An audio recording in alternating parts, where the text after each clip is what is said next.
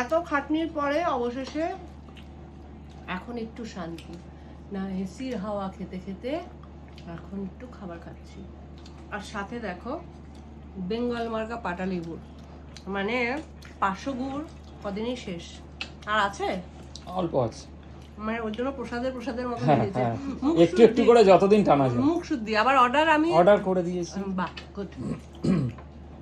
এটা মুখ শুদ্ধি হবে, আর সত্যি বাবা মুখে দিলে মিলিয়ে যায়, প্রাণটা পুরো ভরে যায়, কোনো কথা হবে না। রূপক ভালোবাসে কিন্তু সবাই না।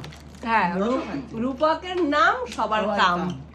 তা আলুর তরকারিটা খুব ভালো অসাধারণ হয়েছে, হয়েছে। নিজে রান্না করেছি বলে ফাটাফাটি বলছি না, হয়েছে। খুব ভালো হয়েছে। কিন্তু আজকে দুঃখের বিষয়, লুচিগুলো একদম ভালো হয়নি বন্ধুরা। অন্যদিন রূপকবাবু ঠিকই বলেছে, আমি কটা কটা করে বেলি আর কটা কটা করে ভাজি, আজকে সব বেলে রেখেছি, মানে গরমের তাড়নায় না কি করব, সব একসাথে ভেজেছি, মানে 2-4টে লুচি ফুলেছে আর বাদ বাকি সব পাঁপড়ের মতন হয়ে গেছে। এখন আমরা পাঁপড় ভাজা দিয়ে তরকারি দিয়ে খাচ্ছি, তাই তো।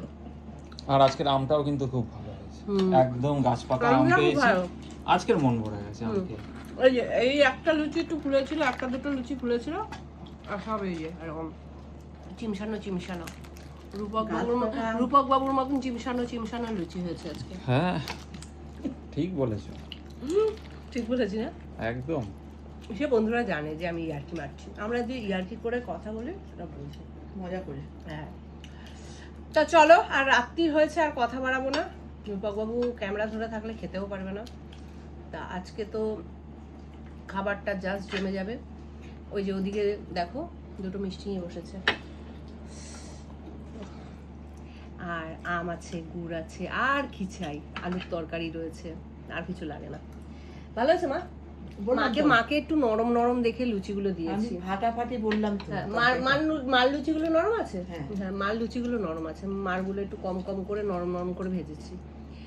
তা চলো খাওয়া দাওয়াটা শেষ করি। Good night, tata.